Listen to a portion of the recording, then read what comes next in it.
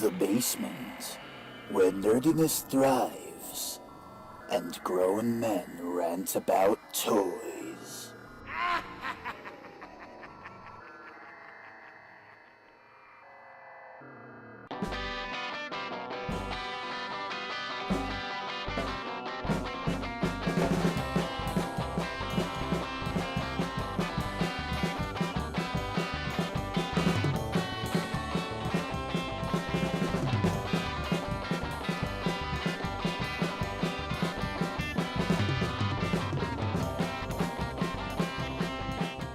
What up, y'all? Hello, basement dwellers. Dwelling in the basement. This is Travis the Jones Man Jones. And this is FTV Frank, and it has been a fucking long time since the last episode of Fresh from the Basement. Yeah, I didn't know that it was that long ago we did the Ghostbusters. 2016, man. I didn't know it was in August. Yeah, and then we were going to plan to do something in October, like a series of horror reviews, which I'm still down to do, but, like, time just got away from us and we both got busy. Yeah, it's hard when... Huh? Still a pretty good idea, though. Yeah, I still want to do it. Definitely still want to do it. And I got one idea. We should also, like, do you have a favorite movie of all time at the moment? I usually say, like, Jaws or something like that, like a classic. Cool. I was thinking we should do basically two podcasts where we watch each other's favorite movie of all time and talk about it. That's dope. I would be so down for that. Yeah, that would be rad. So, what have you been up to in the past, forever? Work and film school. I've been working on a couple of film sets, and I actually worked on a short film that I kind of want to promote right now. Awesome. Because it was one of the best sets I had ever been on. The movie is called Taquitos, and it is directed by my buddy John, who goes to the same school as me, John Selecchia. And it was just one of the coolest things I think I've done in my young life. I play the stoner character Slim Mike, and it's kind of like Gremlins, but with taquitos, if that makes any sense. Oh, awesome. And the crew was absolutely phenomenal. A lot of the special effects team and some of the actors worked with Trauma, so that was pretty awesome to have them work with us. Rad. Fucking love Trauma. The director himself, John, has worked with Trauma on their upcoming picture. So, pretty cool connections. And I don't know, the whole thing was just such a unique experience, because I actually stayed at his house the entire, shoot as I was needed, just because he lives a little further away from me. So I'm like, screw it, I'm just dedicating myself to this film. And it was almost like a vacation into this dude's mind for 3 days. Awesome. So that's what I got going on. I don't know. Maybe by the end of the podcast, I'll send you the links and we could promote this thing. Yeah, that'd be rad as hell. Aside from that, shit. Nothing much. That's what I've been up to. Yeah, me, pretty much the same old shit. Just buying CDs and listening to music, and I've recorded some dubsteppy tracks. Oh yeah, I saw on Facebook you were playing around with what even is that thing? Oh, it's a launch pad. It's a little MIDI controller DJ thingy, and it's a lot of fucking fun to play with. One second, just it's ridiculous. Orange.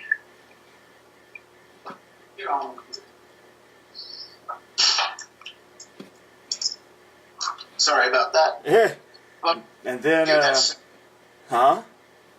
That's sick, man. Oh. And then me and my wife bought a house. Nice. Yeah, got a massive fucking studio now. This room is so big that it has 3 ceiling fans. Like, that'll give you an idea. And I've got pictures all over the Facebook if anybody wants to see. But enough about our lives. Today we're talking about the Bill and Ted. Excellent Adventure. Yeah, the Excellent Adventure. The very first one in the Bill and Ted franchise. Like, it's barely a franchise, but it is in a way. Because there was a cartoon series, there was a live action series. Neither were that good. But it works better as a cartoon series in a way. It's almost like a historical kind of thing. Well, also the movie kind of has like a cartoony vibe to it. Yeah, the movie is definitely a cartoon, and yeah, it's definitely a cartoon. And now we got a third one in the works. A third one? Oh yeah, people have been wanting a third Bill and Ted for years. Me, I would like it, but I just hope they do it right. I hope they have enough heart in it, because I love both movies, and I feel like it will have heart because, like, I don't know.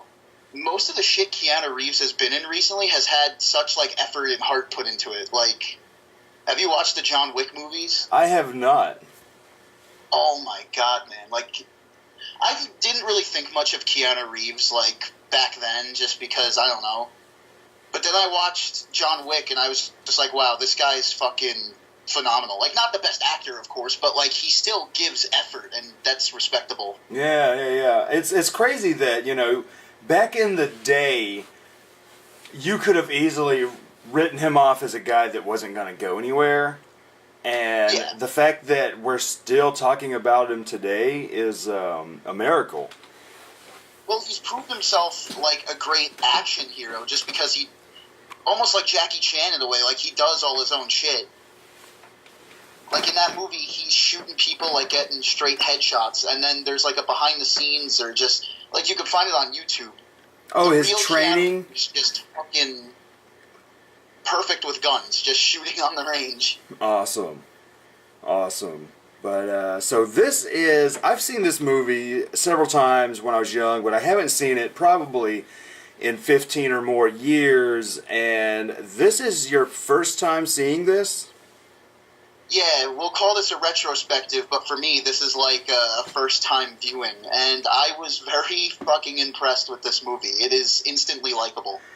Yeah, it's one of those movies that, for some reason, it's one of the more, well, it's obvious why it's one of the more memorable 80s slacker comedies. Because it's like more than that, it's just fucking insane. Yeah, it's, I mean, adding time travel, I mean, and a real interesting time travel premise as well, with the repeated events on both sides, and the little time games with the, we need to remember to steal your dad's keys after the report and then put them behind this sign, and boom, they're there right then. And it's such a cool idea that you never really see in time travel movies that I really enjoyed. Absolutely. What you were just reminding me of is, like, this whole movie feels like that one almanac scene from Back to the Future 2. You know that tense scene where he's in the office? Oh, yeah. This movie is just always those scenes. Like, you're always on the edge of your seat, like, oh shit, how are they going to get out of this one? Or what's going to happen next?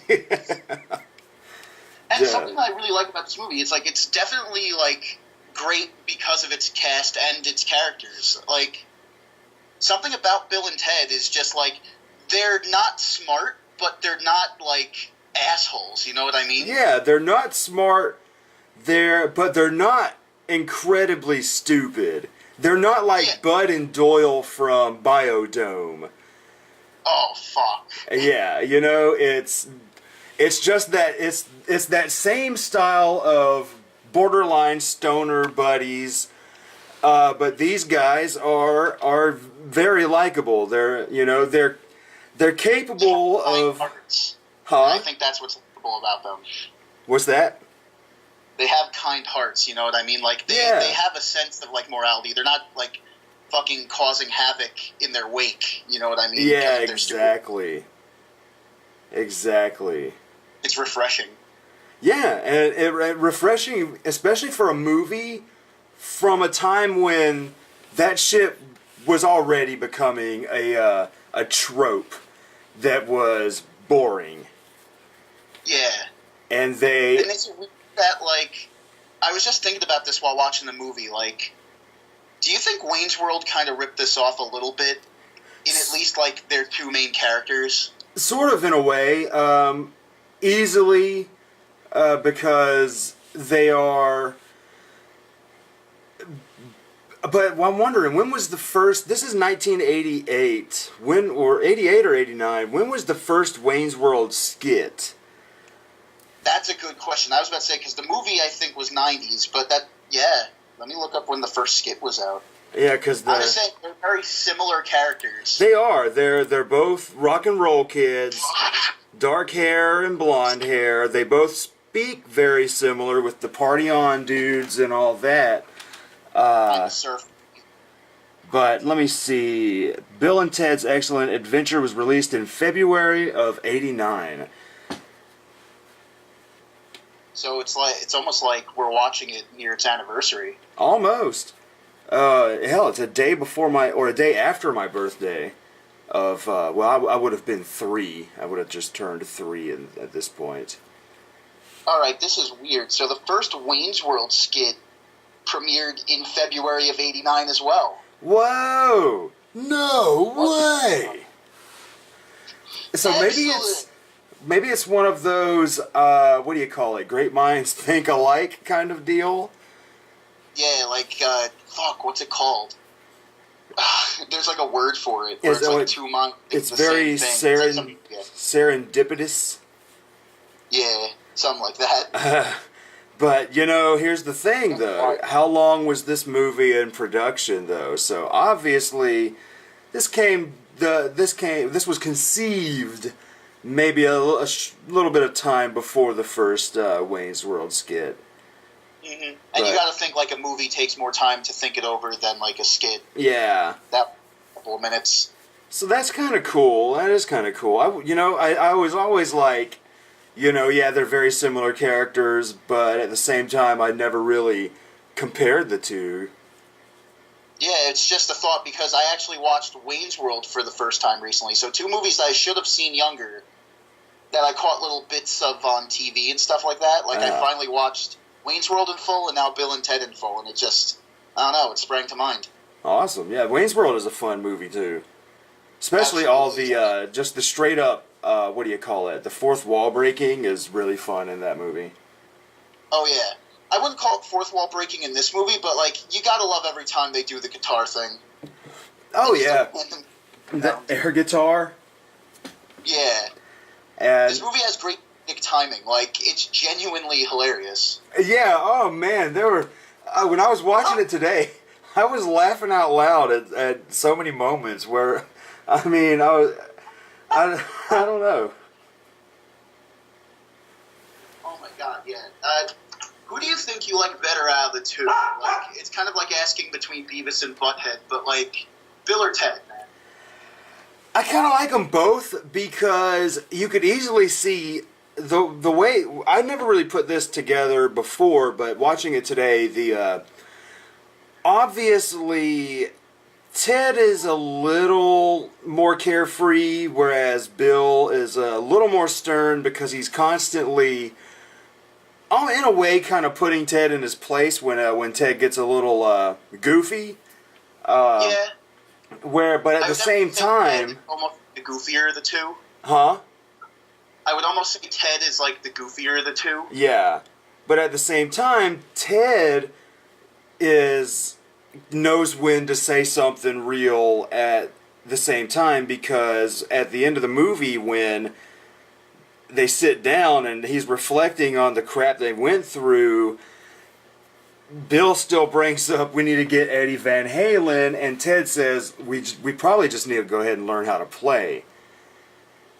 Yeah. So it's kind of cool that both are goofy, but both know when to say something that sort of puts them in gear.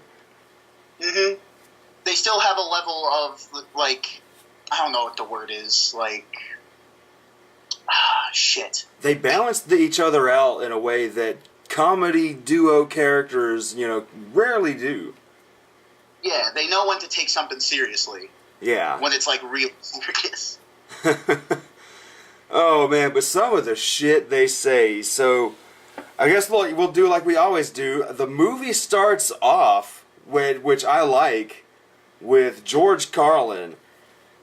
Oh, yeah, man. I was just about to mention, I had no idea George Carlin was in this movie. I looked at the poster and said, that guy looks a lot like George Carlin. He's fucking great in this movie. Yeah, and he's rarely in the movie, but when he is, man, he's still in the damn show. He's like a smooth Doc Brown. Yeah, there you go. A smooth Doc Brown. Oh, yeah. And I think of Dogma. Yeah, definitely. This is before he learned the rules of the road from the hidden book of the road or whatever. Unwritten book of the road. Yeah.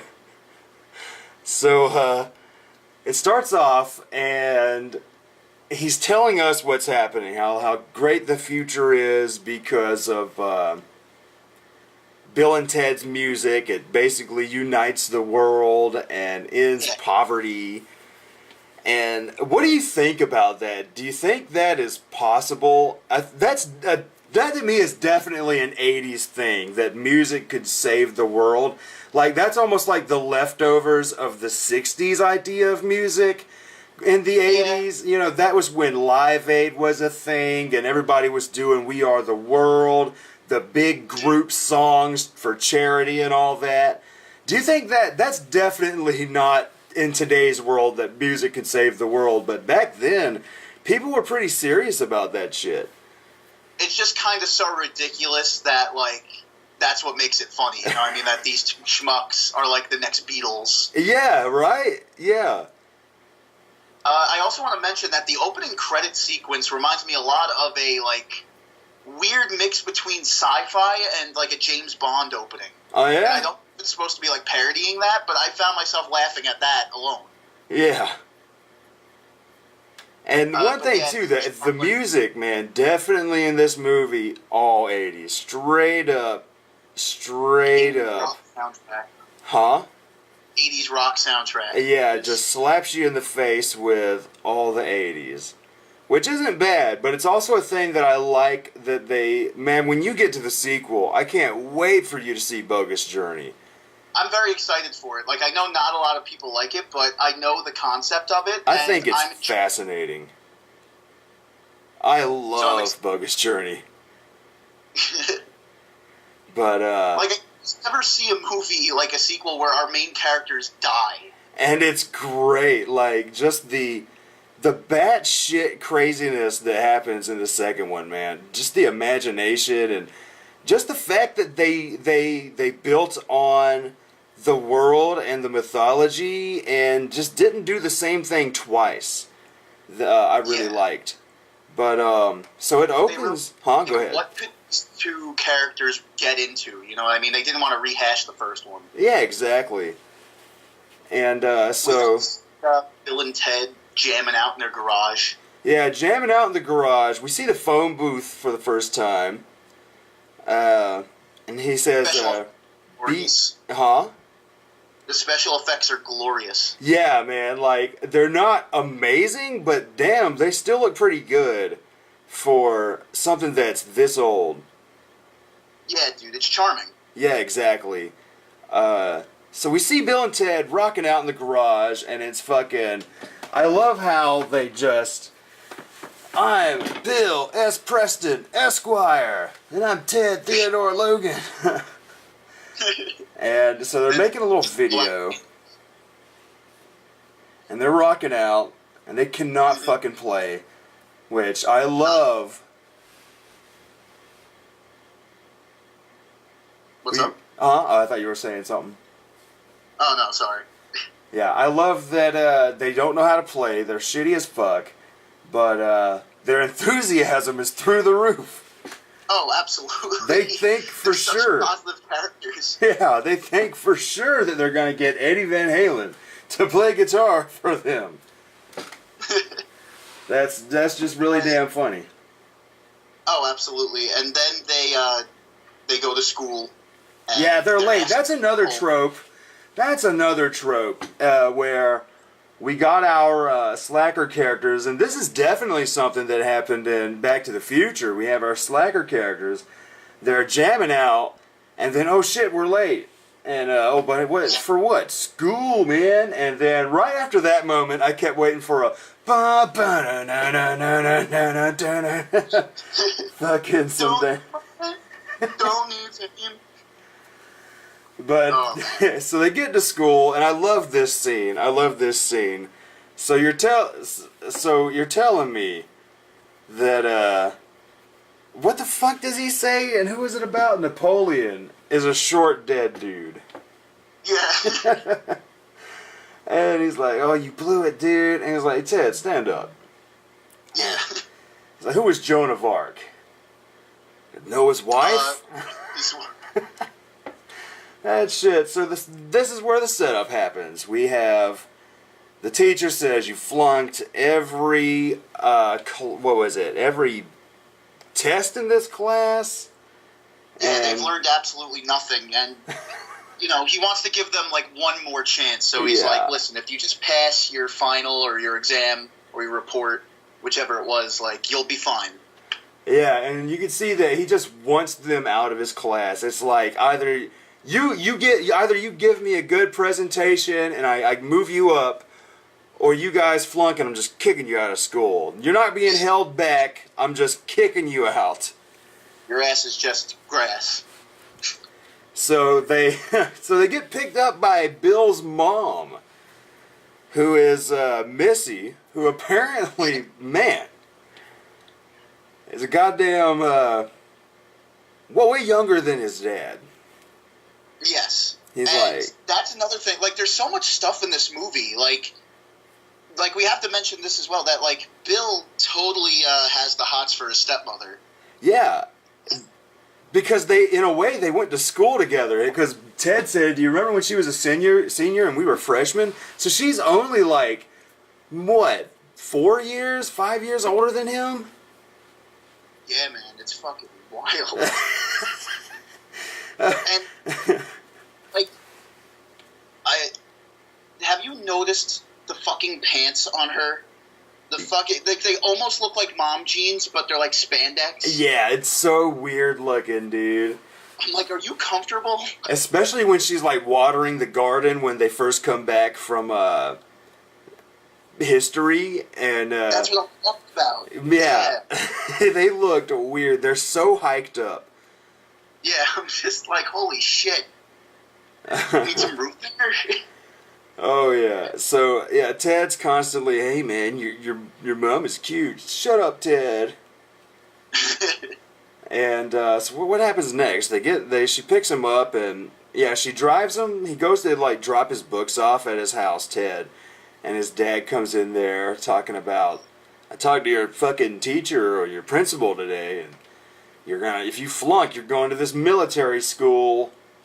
Yeah, So, dude, that scene's intense, actually. Like, the facial acting on Keanu Reeves in that scene is actually pretty well done. yeah, you really see that he's like, "God, man, I'm going. There's no way I'm gonna win. There's no way I'm gonna pass this report. I'm just going. I'm gonna lose my band. I'm gonna lose my friend. I'm going to Alaska." Not to mention, I'm watching this movie. He walks in, Dad has a straight up gun in a holster. Yeah, man. Yeah, because he's like a cop or some shit. Yeah, he's like, I don't know if he's like the chief, but like he's a police officer. Yeah, a sheriff maybe. I don't know. He obviously has keys to the jail cell. It starts to make you wonder, like, how did these kids end up like this? Yeah, man. So yeah, also first thing to note is I like all the setups, the very what's the word I'm looking for? Like nonchalant setups that have slight payoffs that if you pay attention, you're like, oh, okay. So it starts off with the keys. His dad can't find the keys. He's like, you took my keys, didn't you? Blah, blah, blah. So, yeah, that's our conflict. That's like the main conflict as he's going to military school. Yeah. So he gets back in the car with Missy and Bill. Mm-hmm. So what happens next? Do they just go straight to Bill's house? I believe so, and then we cut back to George Carlin, right? Because, and this is when the phone booth is made. Yeah. And we get that sick shot of, like, the lights reflecting in George Carlin's glasses. Yeah, dude, that's rad. So, he gets in the fucking time machine and heads back to 1988. I'm trying to keep up, because, again, I've only watched this movie once, so I'm trying to remember. Yeah, so he heads to 88, and I think it just cuts to Bill and Ted. Ted's jumping on the bed. Yeah, Ted's jumping on the bed, and just talking shit, and Bill's trying to study, and Ted says something. He's definitely not paying attention. So Bill has to say, Ted, Alaska. And Ted's like, oh shit, you're right, man. We gotta do something now. Huh? Yeah. Time is of the essence. Definitely.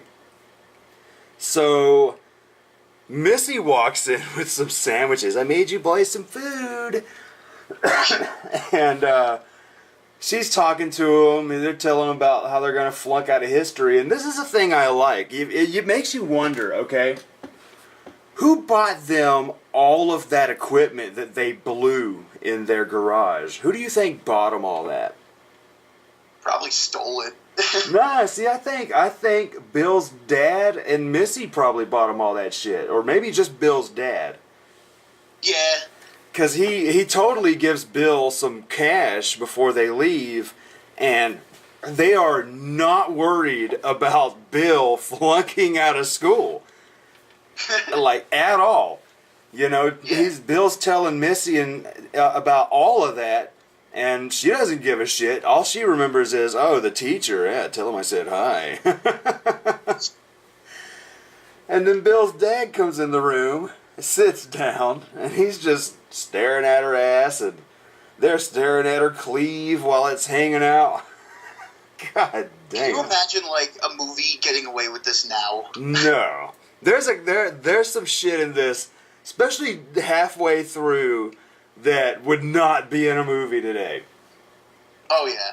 And, fuck, man. I was thinking about, like, what they would do for the third movie. It's like, they kind of gotta be stoners, don't they? I feel like that's where we need to go. Yeah, especially after the way the second movie ends, I'm wondering how, based off of the explanation of what the plot's gonna be for the new movie, how is that gonna sync up? Because, you know, based off of the way Bogus Journey ends, I don't see how you could have a sequel where they haven't changed the world yet. But I do like the premise that they just haven't written their hit song yet that changes the world. But, you know. But, yeah, maybe we'll be in the future, man. Yeah, man. Or I wonder if it'll be like in modern times. I would like it that if it's in modern times and that they've just been trying to do 80s rock songs and nobody gives a shit about 80s rock songs, so they have to like make a modern style song that brings everybody together. They're like, time has passed. They've grown stale. Seriously. There's so many interesting ways this can go. But so they're sitting outside the video rental store, and here comes George Carlin. Hold up. When they walk out of the bedroom, the dad just shuts the door. They're going to get it on Bill's bed. And fucking Ted is like, dude, he's totally going for it in your room. God damn. But yeah, you're right. And they're not at a video store. They're at the Circle K. A gas station, convenience store. And the reason I love this is the fact that in here in Columbus where we stay, there's a Circle K around every corner. So you're always in the movie. Yeah, I'm always in the movie. And they're You're just gonna walk up for one day and just see a phone booth appear. Yeah. Yeah, they're chilling out there, and I love the fuck out of this. There's a lot of stuff in this whole scene that I love. Some of my favorite shit in the movie, where the lady just straight up walks up, and he's like, "Excuse me, when did the Mongols rule China?" And she's like, "I don't know. I just work here." Like, that's funny as shit to me. They just gonna ask this random ass stranger, and. So yeah, then they see the clouds fucking move in, and then fucking phone booth lands, and they don't give a fuck. They're like... They're not scared at all. They're just like, awesome. Yeah, they're like, this is cool. So... Carlin comes out. Yeah, Carlin comes out, knows who they are. "Bill and Ted, I'm here to help you with your history report." That shit is... And then... another phone booth appears. Yeah. And Bill and Ted come stepping out. They come out. Another Bill and Ted. I love the whole exchange between Bill and Ted and Bill and Ted. Yeah. It's incredibly fun because you've got some more confident Bill and Ted speaking with the very inconfident Bill and Ted. And you can definitely see the difference in personalities. You know, you definitely see that this new Bill and Ted have changed, whereas you had the other Bill and Ted are just totally bummed out, you know, and they're like, "Man, I'm going to fucking Alaska, our band's gonna break." So that's really cool, you know, that's some very, a lot of people won't pay attention to that. Yeah, no, it got me thinking, because when he's like, you know, "Wait until you see the princesses," and stuff like that, it just sort of made me think, all right, so we have foreshadowing of kind of what's going to happen, but now, like, how are they going to do it? Yeah. What exactly are they going to get there? There's a so it lot. keeps you, like, guessing. Yeah, there's a lot of foreshadowing in this scene, especially with, when they start walking away with George Carlin, they say, "Hey man, yeah, about the number," and then it just cuts out, and you have old Bill and Ted. That blew my mind when I watched this today. Yeah. Go back to them. Yeah, so it goes back to the other Bill and Ted, and they're like, "Should we trust him?" He's like, "Would we lie to ourselves?" And he's like, "Oh, yeah." They're just so easily convinced. Yeah. And... they're very innocent. Yeah. Something else I want to mention, because I was thinking of this as well, is we talked about the music, but the sound design alone in this movie actually impressed me. Yeah, yeah. Really, really cool, especially the lightning sounds with the phone booth. Yeah. Well, I guess not only just audio quality, but visual effects as well. When they actually do step into the time machine and they're going through, like, what was it called? The little time circuit? Yeah, the time circuits. Yeah, that's some really cool looking stuff. It really makes you want to know, like, what would happen if you break off of that stream. Yeah. What if you fell into the ether? Yeah, like, that would be some crazy shit. Like, you're just floating through time. These are concepts I really want to play around with, because, like, although it's, like you said, a slacker comedy, like, there's so much creativity put into it that, like, it's almost kind of genius. Yeah, it takes that slack... It's like it takes slacker comedy, 80s slacker comedy characters, and puts them in a much smarter world. And more... it just sucks, because you see, like, comedies, like, they don't really put much effort like that into it anymore. Yeah, definitely. And it's such a... There's so much creativity, so much imagination, and even for a movie like this, for its time travel theories to actually sort of make sense and not be inconsistent, and it doesn't really develop any plot holes either that I can think of. Oh, no, not at all. I didn't really find myself, like, questioning how this all works. Like, it all felt very natural. Exactly. It's weird that this is a movie that has almost a perfect time travel, and then some other movies that are so serious. Say what? And it looks so goofy, but it's, like, one of the most accurate, like, I guess, time travel depictions. Well, not accurate, but you know what I mean? Something where you're like, huh. A little more concise. Yeah. But yeah. So they go to France. Yeah, they hop on in, but we gotta remember another little piece of foreshadowing is, hey Ted, don't forget to wind your watch. Yes. And so they hop in the phone booth, and then, like you said, they head on to, where do they go first? They go to the Old West. Waterloo? No, oh, was it Waterloo? what? Yeah, it is Waterloo. You're right. They go to fucking goddamn Battle of Waterloo, and George Carlin's there with them, Rufus. And they're like, dude, we're in the middle of a war. Like, yeah, and you're about to fucking die. Napoleon spots them instantly and is just like, kill them. Blow them up. Yeah, and like, he's like, do it now. And then, what I don't understand, though, is, when they first get there, he's like, yeah, boys, this is Napoleon's little war. With France or whatever, France going on, and they're there for like 2 seconds, and then he's like, all right, come on, let's go. And it's like, okay, well, Rufus, is this what you were planning on doing all along, was just to take him to a place, say that's the guy, and then leave? Yeah. I mean, I wondered, like, if I were Bill and Ted, I would be a lot more mad. I'd be like, don't fucking leave me here. I have no idea what I'm doing. Seriously, I mean, for real.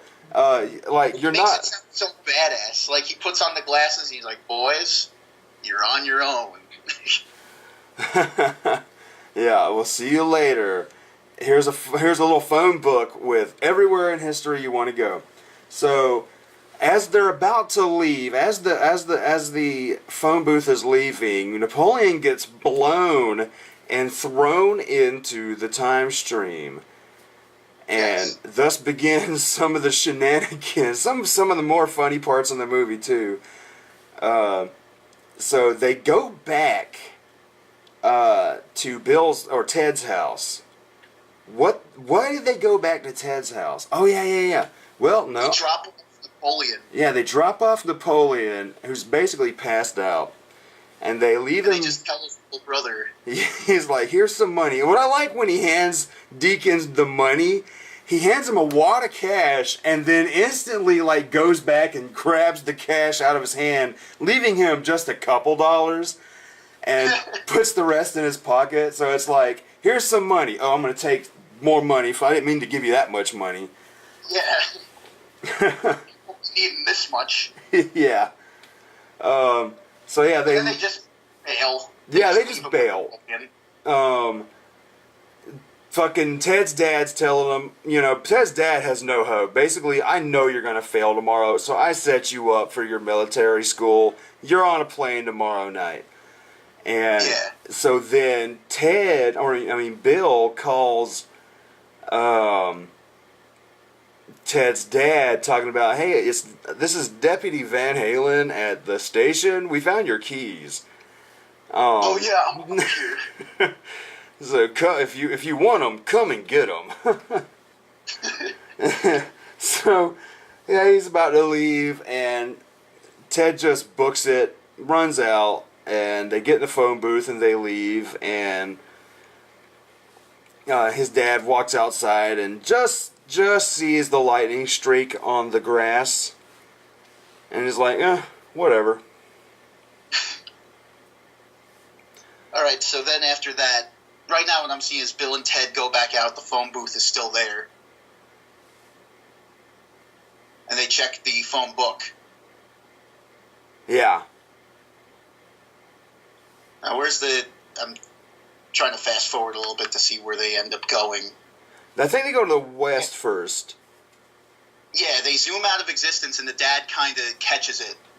Yeah, he just looks as they're leaving. I wonder what he was thinking right there. He's kind of just like, well, I made it through the 60s. Yeah. Yeah, there you go. Yeah, he's just like, well, damn, the lightning on the ground? Shit, acid flashback. So, we transition to a fart joke. Oh, Like a fart yeah. The old man going into a outhouse. Farts Not a the couple worst times. joke. Yeah, I mean, but I like how he's smoking a fucking cig or a cigar or whatever he's got. He's like, fuck, I'm gonna shit and smoke at the same time, bro. With I noticed that too. I was like, holy shit. Yeah. What a... So the phone booth spawns, like, right next to it, and the guy just comes out like, what the fuck? Yeah, what kind of outhouse is this? This wasn't here a minute ago. And what I love, too, alright, is all the time periods they go to, the music, the incidental music, matches the film genre that they've jumped into. Oh, yeah. Especially because I love Western scores for like big Western movies, like the scores for I love Hoedown by Aaron Copland. Gotta mention Ennio Morricone. Yeah, you know, and like the big scores, like definitely the one from Back to the Future 3 that they use. Oh yeah, and even the score for A Million Ways to Die in the West, fantastic stuff. You know, it's like classical meets folk music. It's amazing, and so great tracks. Mm-hmm. So they do that kind of shit with the music here. I'm like, all right, okay. So when they're in modern times, we're getting 80s style rock and 80s kind of music, you know. But now we're going here, and the music is matching the time period. Another touch that I enjoy. Not to mention the set design is like way better than it has to be. You know what I mean? They could have easily just put like some crappy little bar together, but like everything, like you feel like you're actually there. Yeah. I love when he walks in and he says, what the fuck does he say? It's like, God, Western Town, or what the fuck is it? Oh. This place is like Wild Westville or something. I just remember him telling him to, like, look out for the fucking horse crap. Yeah. Yeah, he's like, yeah, this is like Westville or some shit. Like an old-timey Western town that you can go to in modern days. Fuck, we have one around here. Yeah, it's like an amusement park now. Yeah, exactly. And he's like, oh, but at this place you can get shot. And he's like, oh, yeah. So they walk into the bar, the good old saloon, and they're instantly served beer. Yeah, this nasty-looking beer. Huge bottles, though. Yeah, cool bottles. And, yeah, dude, he didn't even card us. We need to remember this place. Yeah. So... And then Bill is straight up chomping on a cigar, playing poker with... Billy the Kid walks on in, and you get the classic, all the music stops, everybody in the saloon turns and looks. Billy the Kid's like, you know, I need two guys. And fucking Bill and Ted not knowing shit. They're like, hey, we'll be your guys, Mr. the Kid. As if... It leads to one of the funniest moments. The poker game doesn't even last that long until an entire fight breaks out. Yeah, seriously. I love that Ted's just fucking grinning like a fucking beast.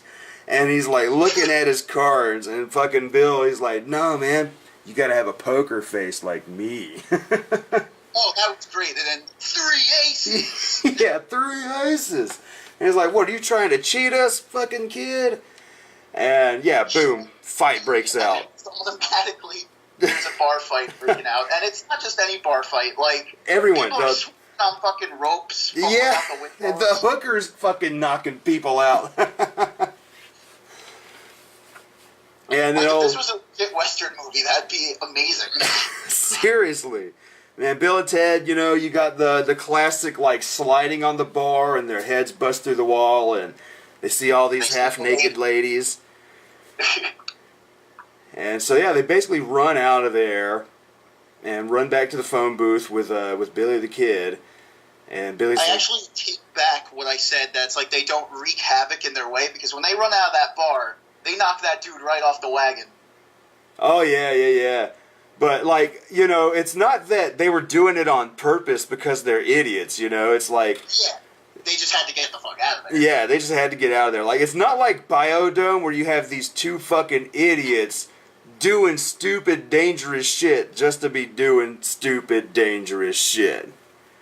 Dude, I don't know if this is, like, suicide or something, but do we have to do a Biodome episode? No, Nah, we don't have to. Because even like my final opinion right here, fucking Biodome sucks. the only Pauly Shore movies with Pauly Shore that I like, that I say are worth a damn, is Encino Man, because he's a side character, goofy, funny, stoner side character. And the only one that he stars in that I think is worth a damn is Son-in-Law, because his character and his shenanigans make sense, because he's from Stoner, California, and he gets picked up by this girl who's been raised on a farm her whole life, so you've got two different cultures clashing. But when you get to shit like In the Army Now, and he's doing the weasel shit during basic training, you're like, you're a fucking asshole, and you would never complete basic training acting like that. Yeah, the whole Pauly Shore hype, if there ever was one, like, just completely flew over my head. Yeah. But I was thinking, I wish I lived in a world, right, where Biodome starred Tenacious D. Like, you just switched out the cameos, and it's like, oh yeah, Pauly Shore and Baldwin show up for 2 seconds, but hey, the movie stars Tenacious D. Yeah, I could see Tenacious D working better in a secluded environment. That'd be so funny. Based off of how their characters react to things. That would be a much better movie. But yeah, By the way, so... Huh? Short tangent. Have you seen Jack Black's YouTube channel? I've seen some of it. I haven't really had enough time to fully watch it all, but I think it's awesome that he's doing that. I just love how he's constantly trolling the audience in a way. Yeah, he says it's a gamer channel, but, you know, he rarely does anything to do with video games. It's just a day in the life of Jack Black. Yeah, it's great. Really cool. It's fucking great. So they go to Greece. Yeah. And this might be my favorite part, actually. I just love the dude who plays Socrates. Yeah, the guy... Socrates. Oh yeah, that's a great part too. Is they go to Greece, and Socrates is spitting straight knowledge. Yeah, about straight knowledge. How life is like nothing but dust falling through the sand of time. Yeah, and how he says, I like how when Bill decides they should go to Greece, he says something like, the only way you can have wisdom is to know that you know nothing, which, you know, is... Dude, that's us! Yeah. Yeah, and, like, they have no idea what that means, but they're totally on board for it. And I just love how Socrates or everyone for that matter, just stops as these two goofs just walk up. Yeah, and nobody... Huh? Go ahead.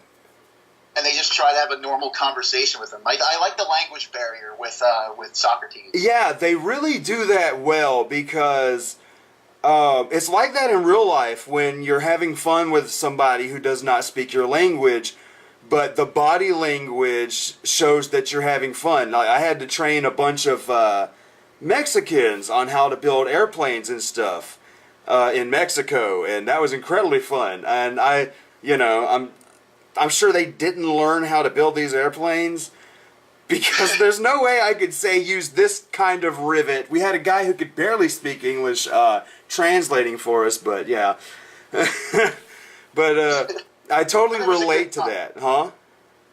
But it was a good time. Yeah, it was a real good time.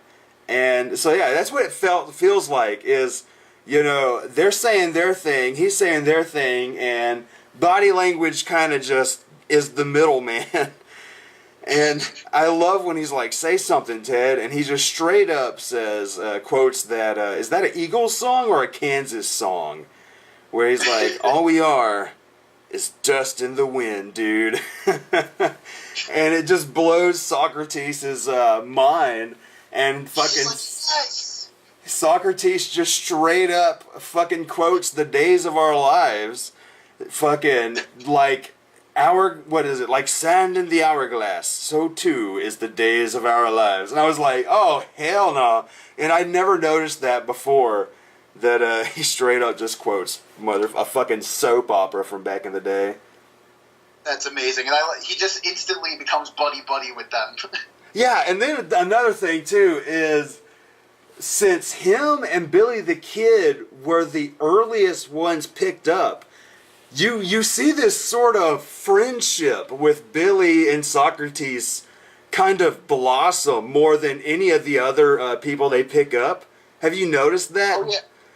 Because right when they come out of the time machine, once they enter the medieval times, like you look at the background and Billy the Kid and Socrates are like playing football. Yeah, they're just like hanging out. Like, I really like that. It's like, I'd like to go back.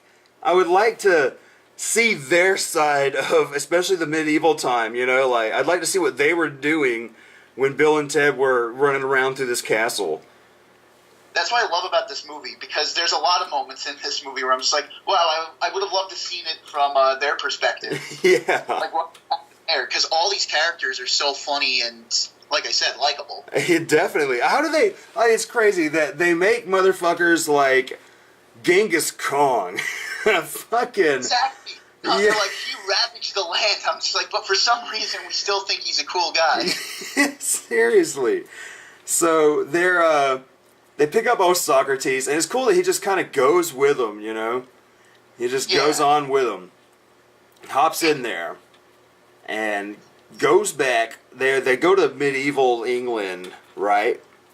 Mm-hmm. And they enter the castle. Yeah, so Socrates is like freaking out.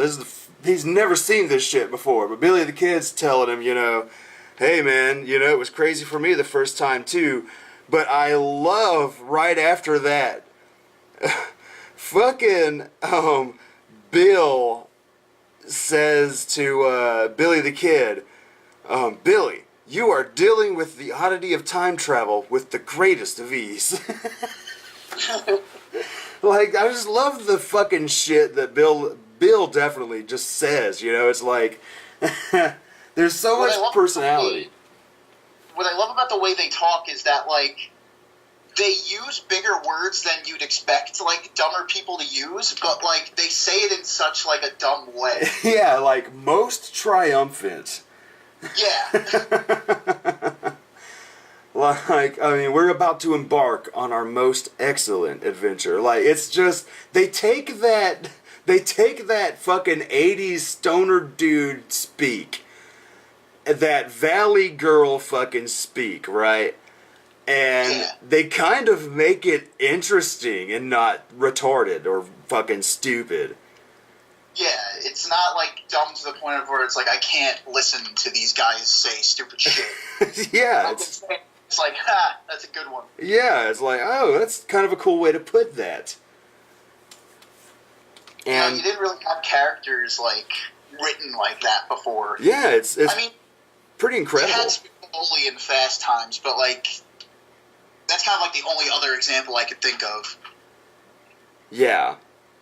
And fucking, so they're like, who should we get? Who should we basically kidnap and use to our advantage? And fucking, he says, how about that gnarly old goat dude? Like, what even is that? I have no idea. And so that's when they see the babes. Called gnarly old goat dude. Yeah. That should be a band. That's what I'm saying. Yeah. It should be like some metal shit. Hell yeah. Gnarly old goat dude. But that's when they see the babes. Yup.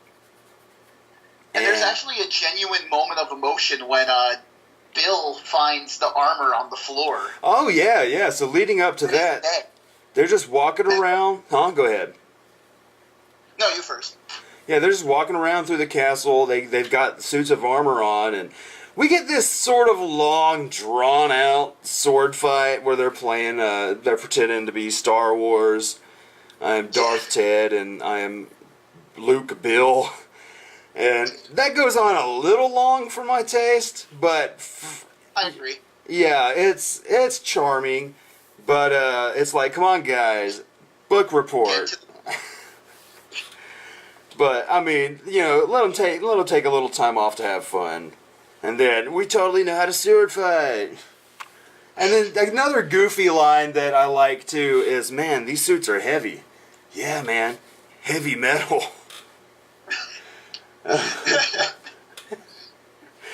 Oh God! So fucking cleverly written. Like I'm always impressed when you can make dumb stuff like sound genius. Oh God, yeah. So the only reason they were playing around with the swords though is so Bill can knock Ted down the stairs, and this leads up to what you were saying. He looks downstairs and he sees what he thinks is Ted. Totally. And the whole scene just completely changes. Yeah, it's like, ooh. Like, you know he's not dead, but the music changes, the mood changes, and it's like, oh shit, you know. That's when they realize, okay, shit's getting real. We can't be as careless as we are. That's like a learning moment. Starts to realize there's like actual danger here. Yeah. And so he thinks he's dead, and he's running through there. Then the kingdom's searching for these guys, and one of the guys comes in. It looks like a kitchen, and he's like, "You killed my friend, you medieval dickweed." Just one at him. And like starts beating him up, and then Ted comes and knocks the guy out, and he's like, "Dude, I thought you were dead." And he's like, "No, I fell out of my armor when I got down the stairs." And so yeah, you could complain that, yeah, okay, there's no way that armor is lying there so perfect after he falls out of it. Like, how does that happen? But, you know, comedy movie. It's more of that cartoon logic. Yeah. And another cartoon logic is when Ted knocks the guy out, bird sound effects. Oh, yeah. Bird sound effects, you know, and that's always baffled me when people do that in live action movies. That you know, I've always like wondered why. I guess because like you don't expect it in a live action movie. Yeah. I kind of do that sometimes. Like doing live action cartoony stuff can be a little awkward. Yeah. Like the example I always use is UHF. When they pull on Weird Al's cheek and like it actually extends out. Yeah, and you get that kind of noise. It's like I appreciate the comedy, but it's almost uncanny valley. Yeah, it's like, yeah, how is this happening? But yeah, love UHS, by the way. UHF, fun little movie. Underrated. Yeah, underrated, definitely underrated. So yeah, they're about to be executed. They get cut. And yeah, they're straight up about to have their heads chopped off. But I like how the guys like take them to the Iron Maiden, and they're like, "Iron Maiden, hell yeah!" You know, and they start rocking out like, "Yeah, or excellent," and then they're like, "Fucking execute them," and it's like, "Oh, no way." And then Billy the Kid and Socrates come in for the rescue. Yeah, they're straight up. They're the executioners. They cut the ropes. They stage a escape with them too, and they're on a horse. They're on a little horse carriage, and they're getting a nice little chase scene. And the princesses are happy that they're escaping. Like they're kind of laughing about it. Yeah, the princesses are like hand on mouth. The king's just having none of it. Yeah, the king is like, nah, you know, I can't have my daughters being flirtatious with these men. So they straight up send people out there with like wrecking balls with spikes on them. Yeah, motherfucking the swinging maces. I never know what those are called. I believe maces, but they are just maces, you know. They're just not all the king's men.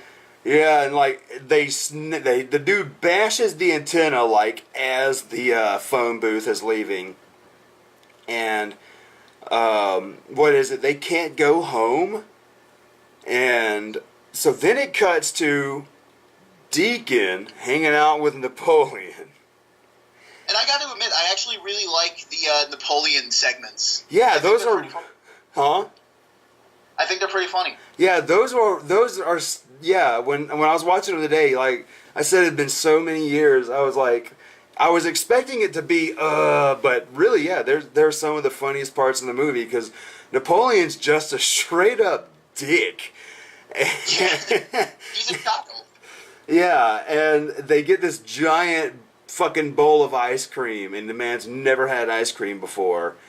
And what do they call it? The Piggy Ziggy or some shit?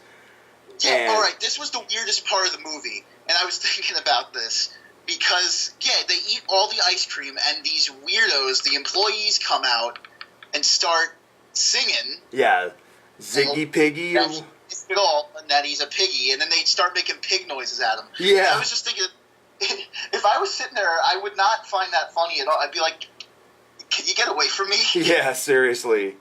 It's like when you do the birthday thing at restaurants. Like, it annoys everyone sitting around those people, and it annoys the people at the table. Yeah. But yeah, before so... that, go ahead. Before that, they actually go back to the future. Oh, yeah. It takes them to the future world. And they basically get to see what their impact is on society. Yeah, they just got like rows of...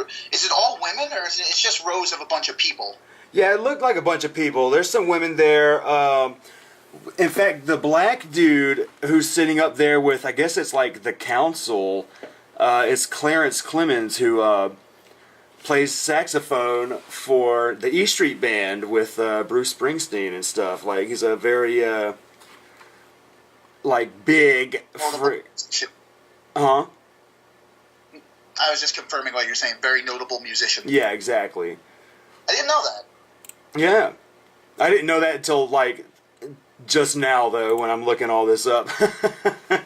It's kind of cool, though, because this is a very rock and roll movie, so to have, even if, like, you have to research it or he's not, like, a super big celebrity, it's cool that, like, they took the time out to have, like, some musicians in there. Yeah, definitely. And so, yeah, what I like, though, is how the music that they're listening to, right, in this world, when he says, wow, it's excellent music, is...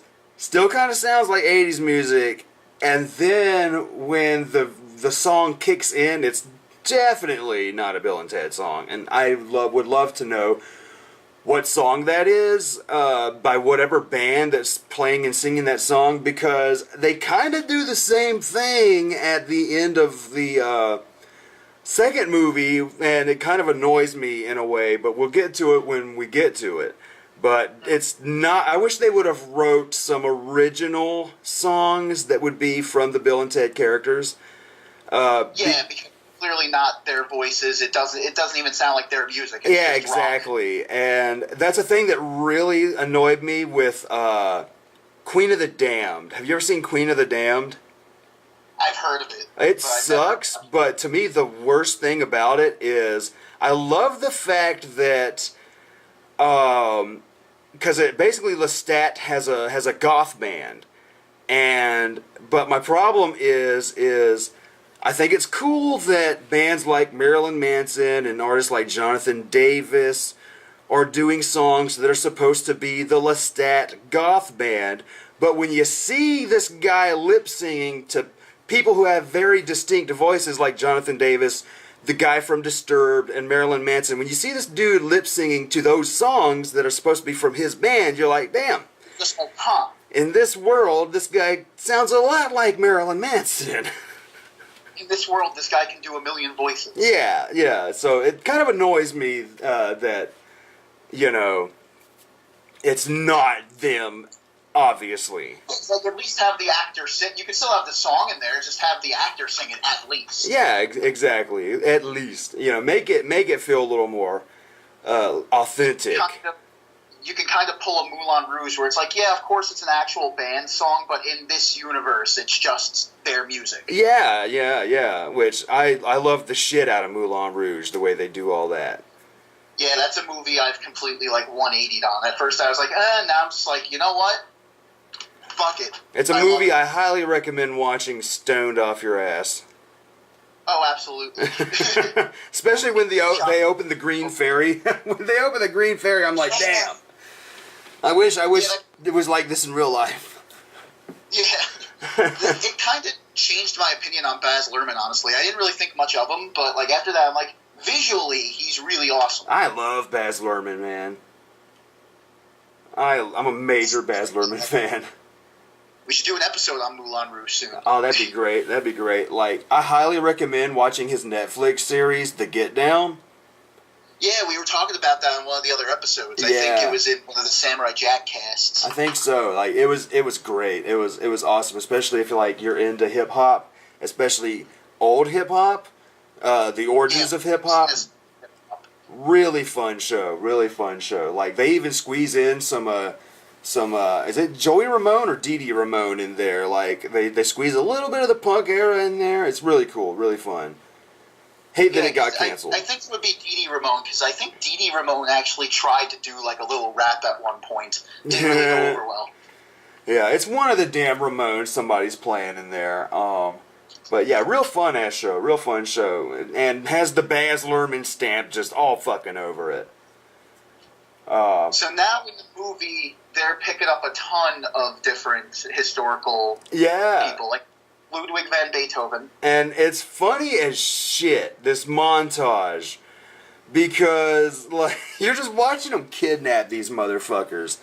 Like I love when he gets to Beethoven, that everyone notices except for Beethoven when that shit comes. You know, the audience is like looking and shit, but Beethoven's still just playing his ass off. So I'm guessing this is at the point when Beethoven went deaf, so he doesn't hear any of this stuff. And there's actually a great moment near the end with the sound design that when they're doing the presentation, like Beethoven starts playing his music, but we hear none of it because he can't hear.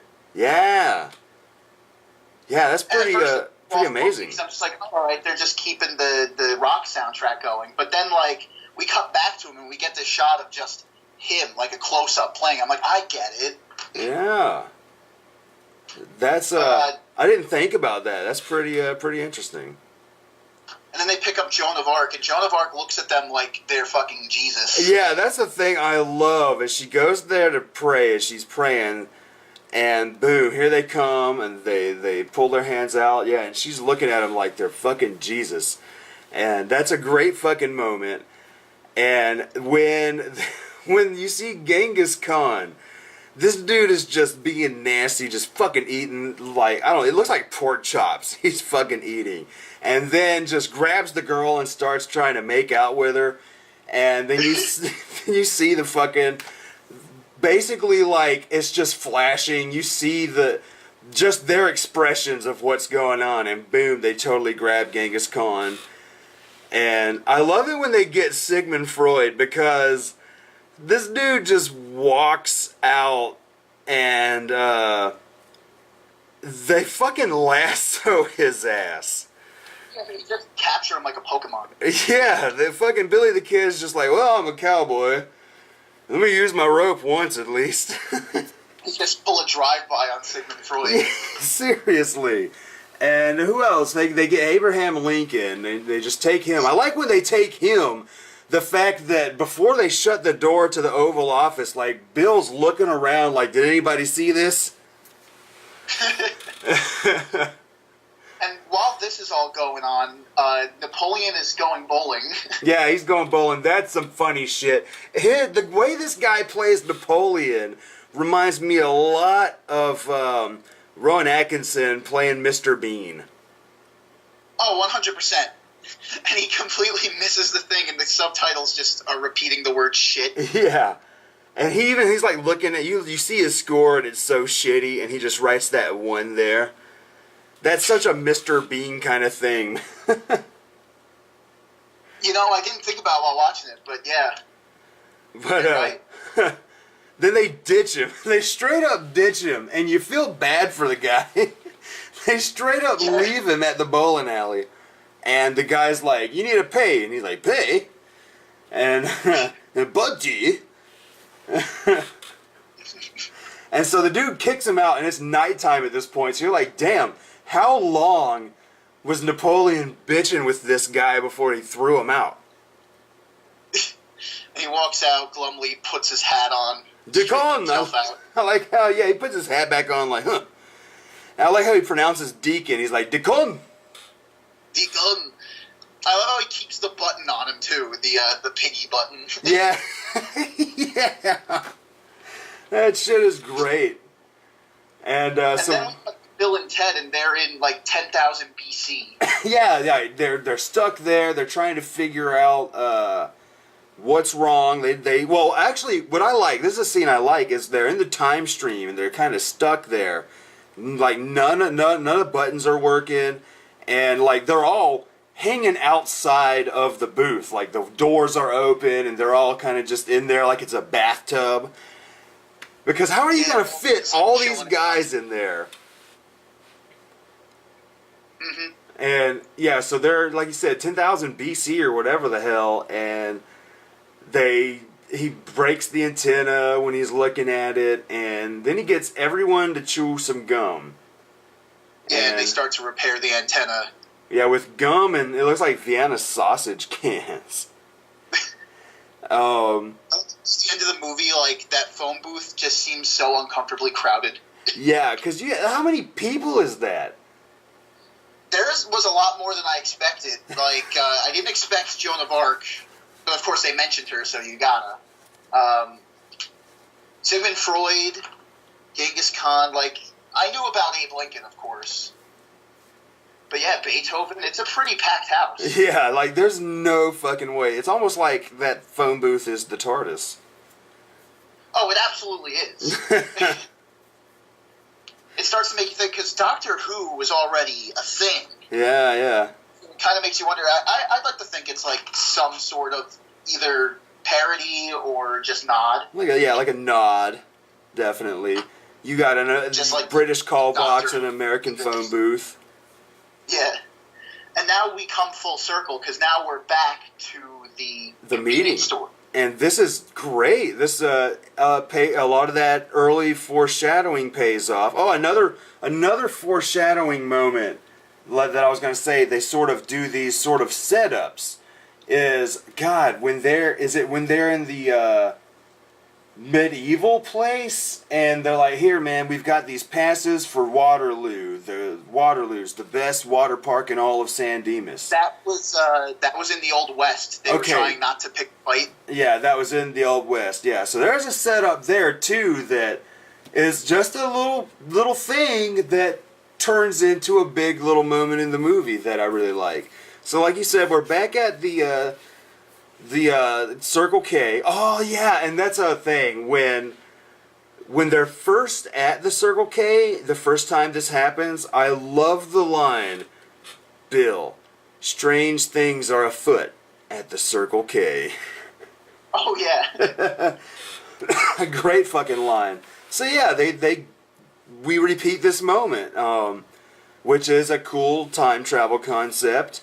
And we get the repeated scene, but through the perspective of the more confident Bill and Ted. And so we watch their evolution, and they mention the babes. They do the 69 thing, and he tells them that's when they find out that they've only got 2 hours left. So he tells Ted, hey, don't forget to wind your watch. And when they're asking Rufus, that's when they go back to asking Rufus about what's the deal when we dial this number.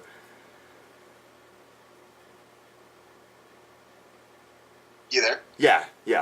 I thought you were saying something. Oh, no. Yeah, so it's cool as shit that we get back, and it makes that whole scene make sense.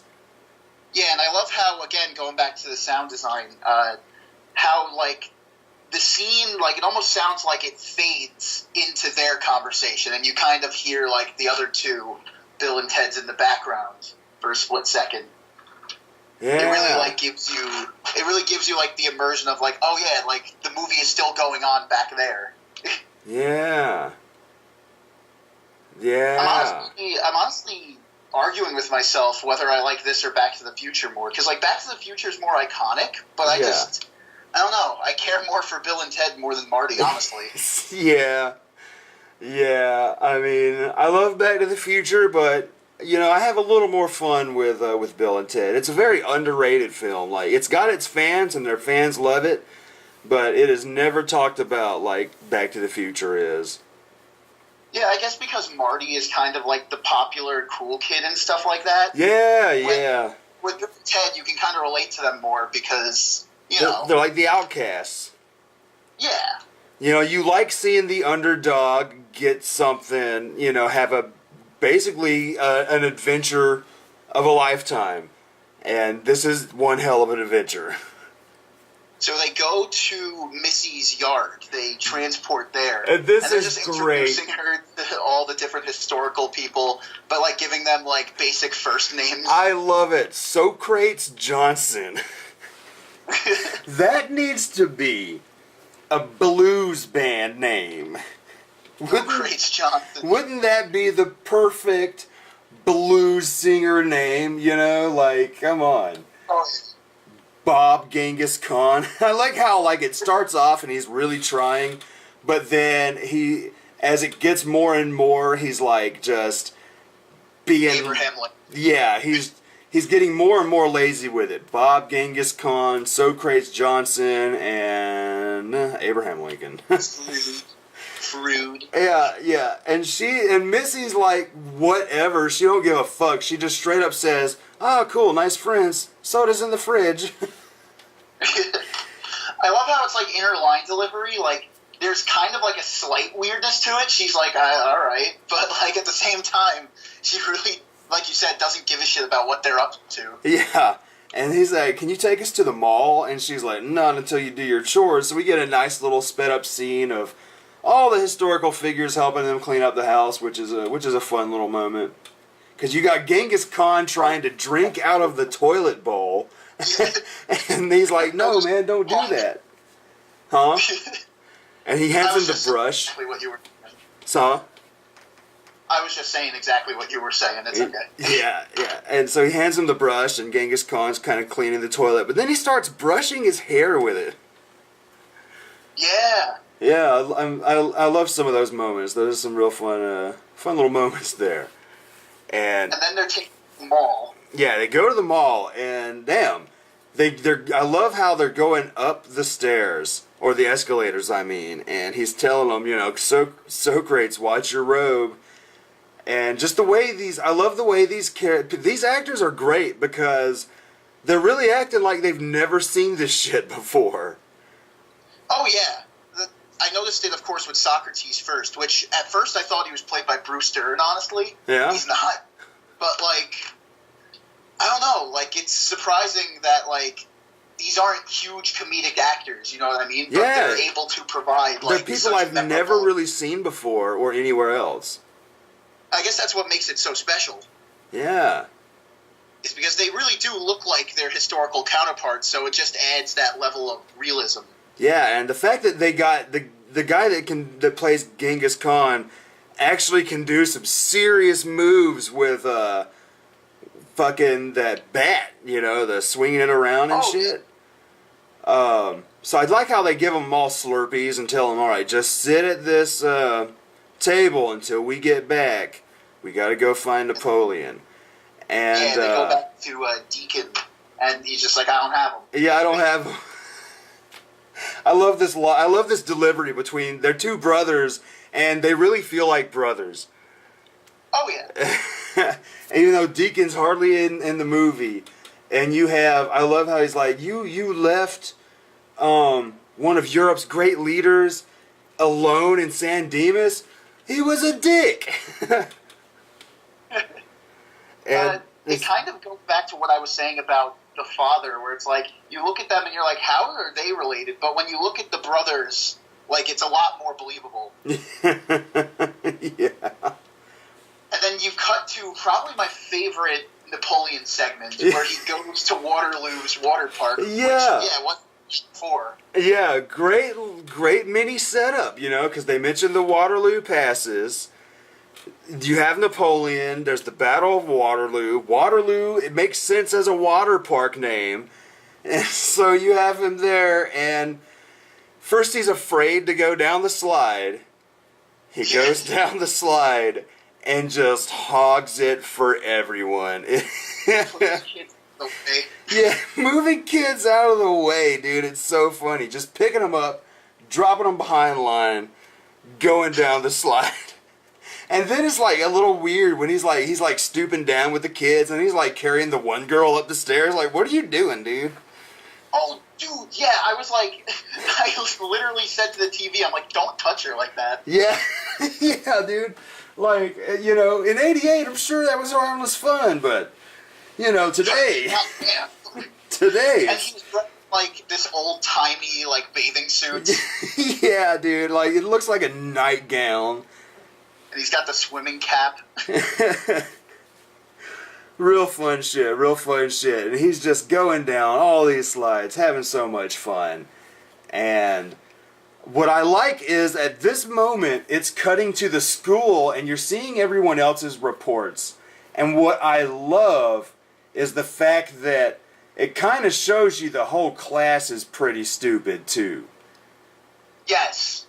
Because it's like, even if Bill and Ted didn't go the extra mile, they still probably would have made it. yeah, because these motherfuckers had some pretty awful reports. Because the one girl says, well, Marie Antoinette said let them eat cake, but today she might say let them eat fast food.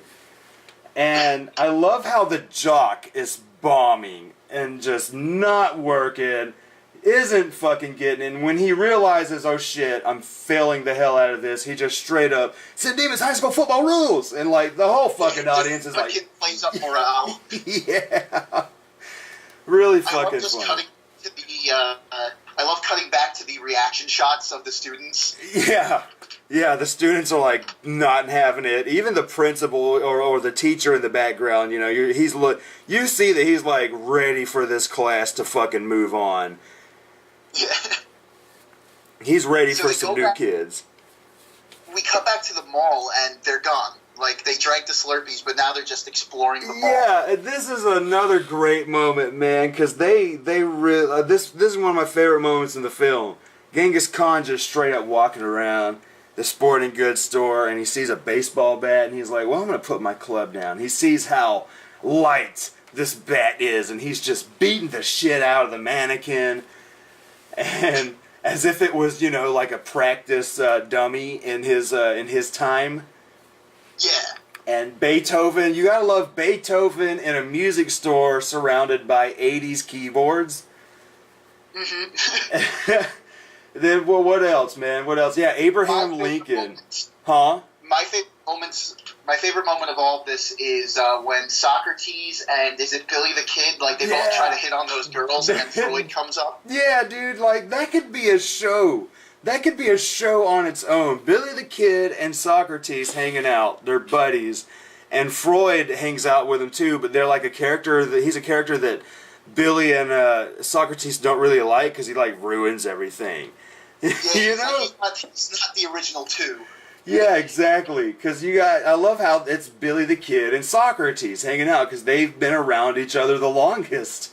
And these girls are like just laughing at them. Huh? Yeah, they look so like scared when they approach them. And the funniest part to me is because you don't really see Socrates speak much English. So when he straight up calls Freud a geek, I was rolling on the floor. Yeah. Because he says it like in his little accent, geek. Geek. He's like, what This is a so geek? great. No, Socrates. Yeah. Man, goddamn, that's a really great scene. And he's like, yeah, good going, Freud. And they're like, Abe Lincoln's getting his picture taken. yeah, that's great. He's like, all right, just hand us the beard and the hat back. He's like, but this is mine, you know? And they just start fighting, and then just all hell fucking breaks loose in this mall, man. And, goddamn, Joan of Arc just straight up pushes that aerobics lady out the way and starts taking over the little fucking exercise deal. And I can understand the police taking everybody, but I'm like, Beethoven wasn't doing anything wrong. He was just jamming out. Like the Prague show. Yeah, seriously. He was fucking Emerson, Lake, and Palmering that shit up right there. And, even the dude at the store is kind of watching them smirking like, wow. oh, yeah. And so they all get arrested, man. And I love seeing them getting their mug shots taken, and just them in the police, the fucking police. What is that? Police station. Yeah. That's a really funny scene. So is this when Bill and Ted show? They arrive there with Missy, right? yeah, like Missy picks him up from somewhere. I guess she picks him up at the mall. So it's funny that they have everybody, but they have to go find Napoleon. But as soon as they get Napoleon, they lose everyone else and have to go get them. And so they get to the police station. Ted's dad is fucking being a dick, talking about, you're pack up your stuff, you're going tonight. And that's when they come up with the time game. And which is something cool because they do a little more of that in the sequel that is really cool, the way they do it. I really like the way the whole sequence was executed, because it starts off with with Ted's voice calling his dad, which gives him time to maneuver. Yeah. And then there's there's the typewriter. That's my favorite part of the whole sequence. And remember, duck.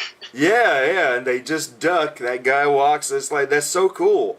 And I love how they... Solid or something, just some espionage thriller. Yeah. So I like how they kind of keep adding things to it. It starts off with just the keys, and it's like, hey, you did steal your dad's keys. And what I like is the fact that it follows that time travel concept of it already happened. You know what I mean? So the movie starts off with his dad, he can't find his keys. You know what I mean? Oh yeah. Like they can't. They were gonna do that anyway. It's like, it's so cool to me that the time travel in this goddamn slacker 80s comedy is so well thought out. Like everything falls into place like perfectly. Yeah. And the fact that they keep adding things to it, they get to the cells and they open it up. Then Ted's dad comes in there, and he's like, "What the hell are you doing?" And he's like, "Remember a trash can." And the trash can just falls on his dad's head. And, in straight cartoon fashion, I have no idea how to take this trash can off my body. Yeah. And he's just bouncing around and fucking in there. Just Ted. Fuck. Yeah. Like, oh no, my And, greatest weakness, a plastic Rubbermaid. I also like just the little touches in this scene. Like, on one of the police officers' desks, it says, "If you smoke around me, you better not exhale," or something like that. Yeah, exactly. I was going to mention that because this was at a point when the whole no smoking campaigns were just getting big in the 80s. And because you got to think, back then, people were still allowed to smoke everywhere. And it is not like it is now. And even the fact that Bill is smoking during the poker scene, you're not going to see that in a movie today. Absolutely not. And, yeah, it was like Reagan's 80s. Yeah, man. One of my favorite quotes from Ronald Reagan where he goes, "Marijuana is probably the most dangerous drug." Jesus Christ. Probably. Yeah, just probably. I mean, we don't know yet. Another thing I like about this scene is there's like this weird punk rocker just smoking in the background, sitting by the desk. And this massive mohawk. I'm like, I want to know his story. Yeah, what's the deal with him, man? What did he do? So they get everybody out, and you see the final report, and it's another jock guy just saying dumb shit. And so they're about to close up shop. He's like, "We're going to be one report short today," and then the lights go down, and hello, San Dimas High School. And it's like the opening to a fucking rock concert. And this is a real cool part of the movie to me, a real cool part. I like their presentation. Oh, yeah, but it kind of makes you wonder, like, where did they find the time to set up this presentation? Exactly, but that's the thing. I like to think it was another Bill and Ted that set it up. Yeah, like they did this, they just took a moment to do some time traveling, came up with the idea, and then time traveled back to right before the presentation and put it all out. You know, like they set up the lights, you know, like they set up the lights, all that shit. Do they have like a smoke machine? I think they have like smoke effects. Yeah, and I stuff. think there's like some smoke effects in there, and then too, man, Billy the Kid walks out and straight up shoots one of the fucking lights. On his school. Yeah, in a school with a real gun. Like, that's another thing that, you know, oh shit, this might have been happening all the time in the 80s, but 2019, I'm sorry. No way.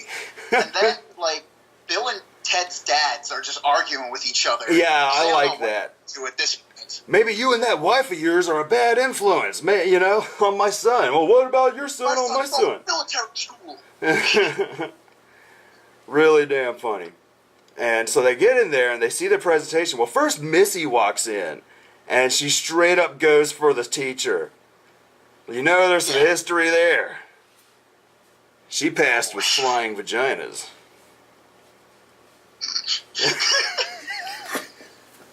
And the teacher's like looking at, just like, oh god, I don't want to remember that. Yeah, he's like, you know, I'm beyond this now. This was 2 years ago, Missy. You gotta move on. Yeah. You're married now. You're a married woman. Like, she's not the chick who's going to college. She's marrying a rich dude. She's marrying an older rich guy who just wants a trophy wife and who will buy her anything. That's why I say he straight up bought those instruments for Bill and Ted. Yeah, that makes sense. Which is another thing, too. When Bill says, we need to get decent instruments, I'm like, bro, you guys have decent instruments. You have a Fender fucking amp.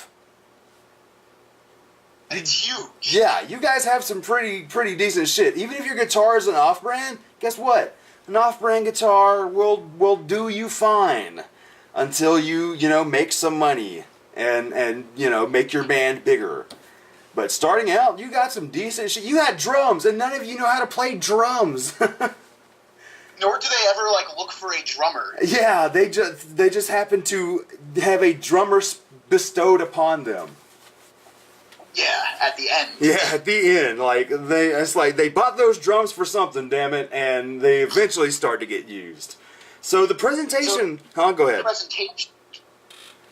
Really cool, They do really the cool. presentation, and I'm trying to remember who goes first. Yeah, it's kind of like you have a couple of them going first, but then it kind of just does that montage where it cuts back and forth from the different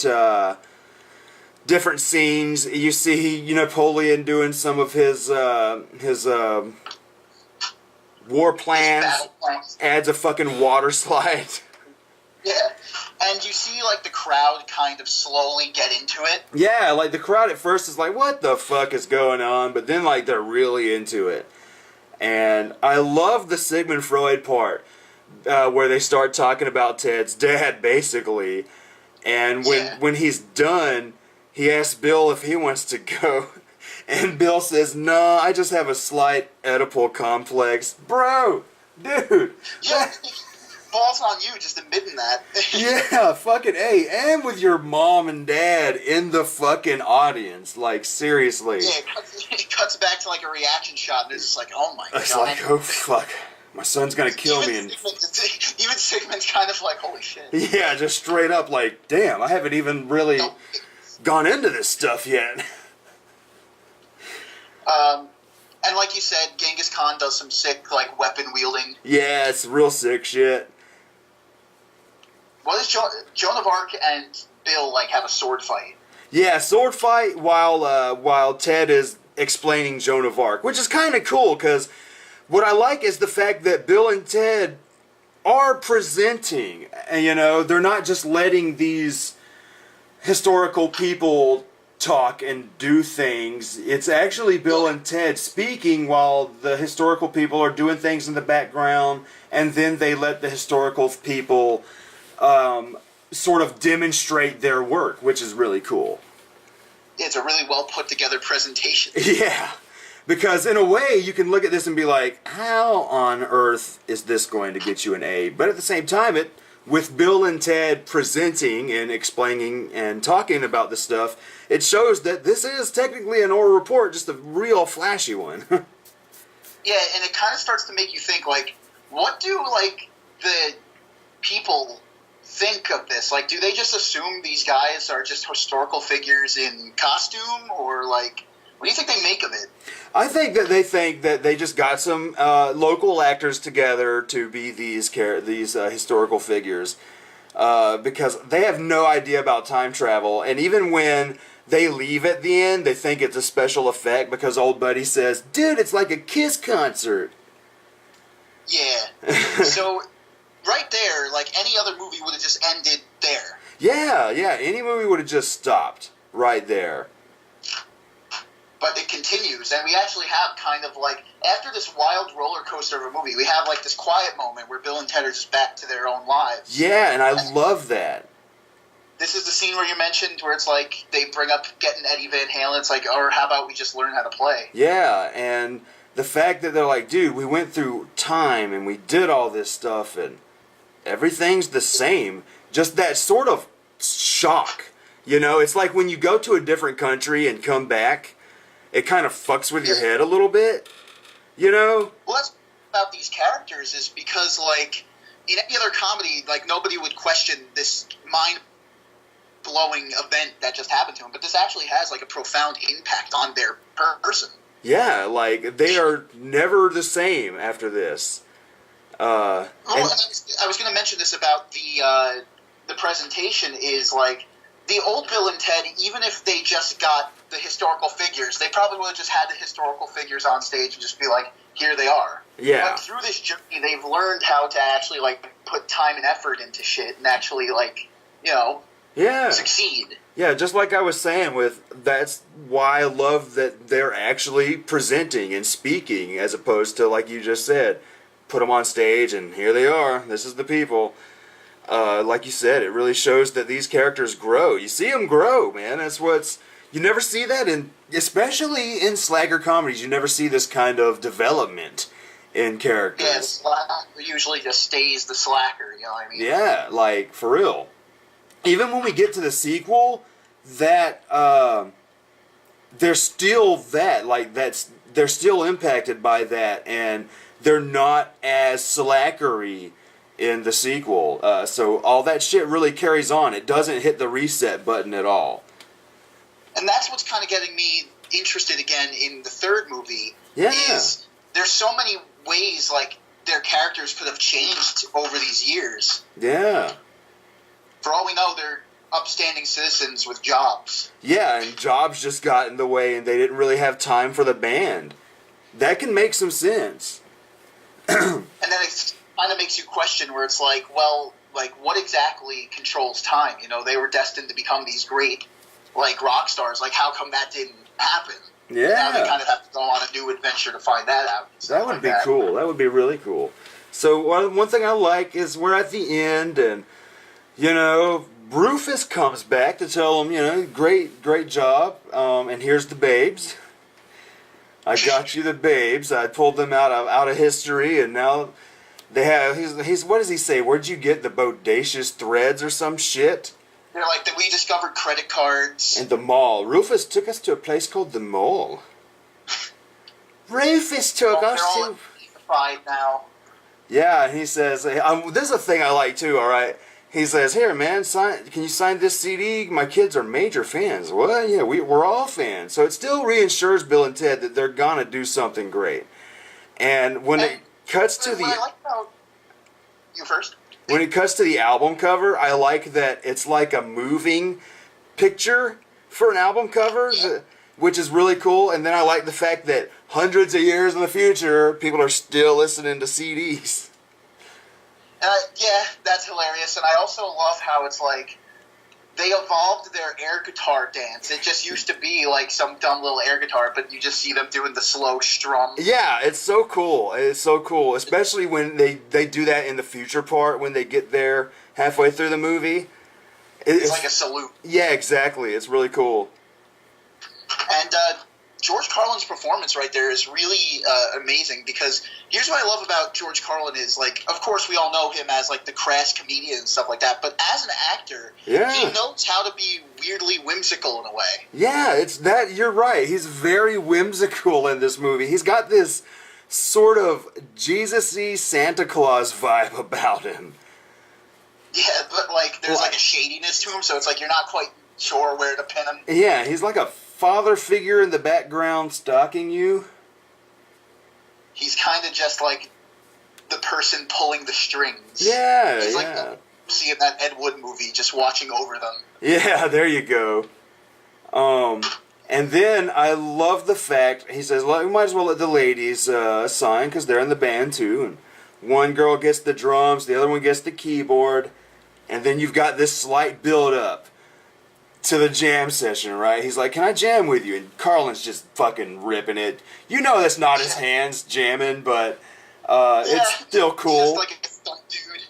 Yeah, it's still cool that, Rufus is a fucking total shredder. And he just shows up, Bill and Ted, basically, when they aren't when they're about to be like the biggest musicians in the world for hundreds of years to come, and you have fucking Rufus just showing off, because they're like, you play? He's like, play a little. And then he just shreds the motherfucker. So in a way, they found their Eddie Van Halen. Yeah, there you go. Because he's definitely Van Halen that shit up right there. And so they begin jamming, and it's the most muddled crap you've ever heard. It is horrible. I love it. Old girl's just my favorite shot is when you cut to one of the babes, and she just picks up the drumsticks like she's never seen them before. Yeah, and the other girl's just like hitting the keys on the piano like, what is this? It's making a noise every time I hit this, and they're jumping around, fucking just strumming on the guitars, just making straight noise. And Rufus looks at us and assures us they get better. And I actually think that's a nice little joke to end on. Yeah, because any other movie, they're jamming like they've never jammed before. But this movie still reminds us that these motherfuckers don't know how to play a single note. Yeah, it reminds you that like they're not perfect, but they're getting there. Yeah, it's kind of like they had like a character arc that we never quite saw. You know, I mean, they never gave us the payoff of them being the ultimate rock stars because you don't need it because they're confident in themselves. Yeah, it's the origin story. It gives you hope for the future. Yeah, like you said.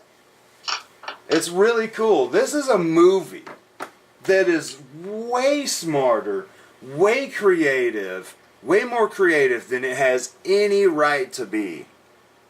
Oh, yeah.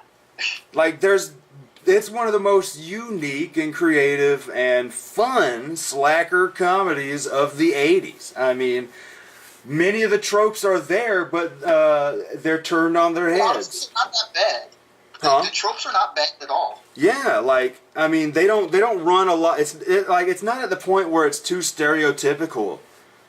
Yeah. Really no, fun. I was going to say this before. That it's like it knows how to be just goofy enough. Yeah. Because it knows it's we're throwing sci-fi in an '80s teen comedy. And it's like, oh Jesus, just hit my laptop. Nah. I don't know. I just think it was a pretty solid movie. I underestimated it. I didn't think I was going to like it as much as I thought it was just going to be like another '80s movie. Yeah. But, like, I walked out really surprised. Yeah. Like, even when I was watching it today, it had been so many years since I watched it, I was like, it's probably not going to hold up. It's probably going to be so dated by the 80s-ness. And, yeah, like, it's still an 80s movie, but it's one that, for what it is, holds up incredibly well. Except for, I forgot to mention this. This is another moment in this film that you'll never see in a movie today, is when Ted shows up alive, and then they hug each other, and then they straight up look at each other, and at the same time they go, fag. Like you could, it was the 80s, it's two buddies, I mean, we all me and my buddies, we do this, like, dude, you're so gay, but... Yeah, you on sometimes. Yeah, everybody, we rip on each other, but that'll never be in a movie again today, Like, I was just reading the other day in the news that people are so offended by Ace Ventura because of the Einhorn character. Yes, no. Oh my god. Every time I watch Ace Ventura now, like, I just think of those articles. I'm just like, I mean, it's not that they don't have a point, but, like, I don't know. I feel like you're overthinking a relatively entertaining movie. Yeah, seriously. I mean, come on, people. What they just don't understand is things were different. Even 10 years ago, things were different. Oh yeah, me and my brother and my friends always talk about, like, even in the early 2000s, it's amazing how different things were. Yeah, exactly. I mean, come on. It's only been within maybe the past 10 years things have become so politically correct. And I think it's become super prevalent from, like, 2016. You know what I mean? Yeah, I feel like that was from the like the really last couple years, it's become so serious. Yeah, and that's why I'm glad you recommended this retrospective, because here's a movie that you just sit down and you enjoy. And like I said, yeah, those little weird moments, those weird little Oedipus complex, touchy-feely moments probably could have been cut out, but, like, honestly... But that was an 80s thing. Yeah, it kind of makes you laugh ironically at it, so it still counts as a laugh, right? Yeah, it definitely counts as a laugh. Because, I mean, all 80s teen movies had that. I mean, we still had the hot mom shit, even in the 90s with the MILF, Stifler's mom. Today, we still get that trope sometimes. Yeah, definitely. So, I mean... Back then, back in the 80s, they were a little more highly on the nose with it. They're looking up their mom's shirt, or his mom's shirt, totally checking out the cleave. Yeah, but it makes sense in the movie's context, because, like, even the movie knows it's weird, you know what I mean? Yeah, it's not, like, because even Ted mentions, remember when I asked her to prom? Like, a year ago, these kids thought she was a hot chick in school. And now she's married to his dad. Now she's technically related. Yeah, that's so crazy. But it's so funny that they play with it, They don't take it all that serious. Honestly, that's like a weird setup for a sitcom right there. Yeah, in a way, yeah. Definitely. But that concludes Bill and Ted's Excellent Adventure, and it lives up to the name, honestly. Yeah, it is a very excellent adventure. It's the perfect way to describe the script, is excellent. Yeah, it is. It's an excellent movie. And it's underrated. It's a movie that I think everyone should definitely check out. Especially, I love the whole Beethoven's favorite works include, like, Mozart and then this other guy and Bon Jovi's Slippery When Wet. Yeah. Another little great line. It's like I can kind of see that. Yeah, Yeah. Because the way Beethoven looks in this movie is very, like I said Prague before, but it's kind of like a mix between hair metal and prog. Yeah, it's like he's got this he straight up looks like he'd be in Trans-Siberian Orchestra. Exactly. Like prog rock opera shit, I feel like that just reminded me of, what's it called? Do you ever watch Fairly Odd Parents when it was on, well, I think it's still on Nickelodeon, but the older episodes? Many years ago I used to watch some of it. There was one episode where they hold a concert and they kind of do a similar thing where it's like, they got Beethoven on the keyboards, like Santa on the pan flute. It's like, I just don't know why, like, it's kind of true that if Beethoven were alive today, he still kind of would sell out shows, don't you think? I think so, man, because the dude would still be writing incredible music. And he's already, like, he's a pre-rocker, because when you watch him play, it's like, well, you can't watch him play, but you know what I mean, when you see him in these movies. Yeah, when you hear his music, man, like, I love the meme that says classical music was heavy metal before electricity, and in many ways it was, because... It was acoustic metal. Yeah, there's some seriously cool shit in the world of classical music that you can't get without those instruments, and... man, I love classical music, it's cool as shit. It is rad, yo. Hells yeah. Hell yeah. Spoon the fucking tune.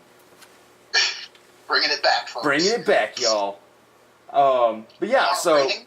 huh? Final ratings? Final rating, I'll give it a I'll give it a 9, easy. Because it's still not a perfect movie, but It's everything damn near else, close. huh? It's damn near close. Yeah, like everything else about it makes me forget about.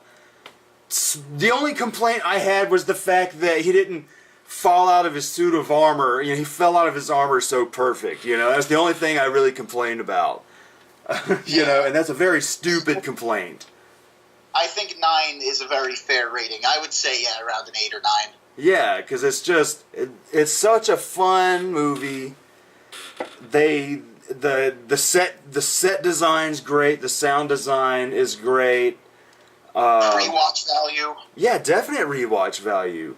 And you were saying that it was underrated. I wouldn't necessarily say it's underrated. It doesn't get enough credit as it deserves, but I do still think it has a good enough fan base. Yeah, that's the thing. Like, it has its fans.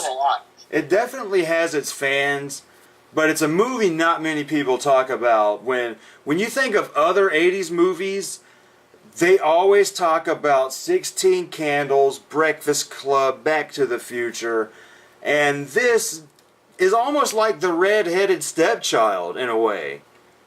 You know what I mean? Yeah, like, no one ever like brings it up. It's like the weird cousin to Back to the Future.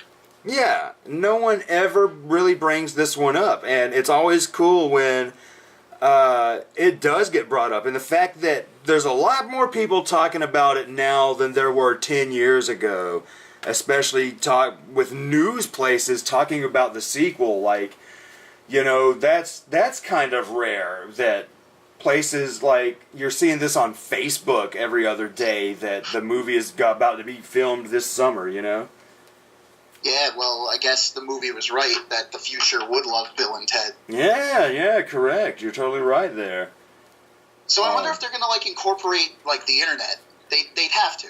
Yeah, I wonder. I mean, there's so many, like you said, there's so many places this movie can go. And it would be funny because since they're now older, like, they kind of get the internet, but don't really. Yeah.